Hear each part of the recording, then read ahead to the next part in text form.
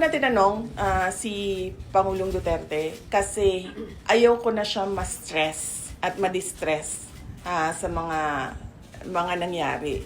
And ayaw ko na isipin niya na merong mali doon sa mga sinabi niya.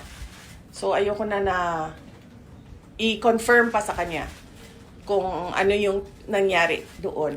The confirmation of the reports that I got a copy of, enough na yon para sa akin na sabihin na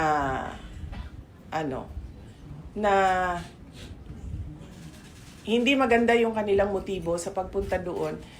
Dahil unang-una, sinabi ko nga, hindi sila nagpasabi na pupunta sila doon. At nangyari lang yon noong nangyari lang itong welfare check na ito noong merong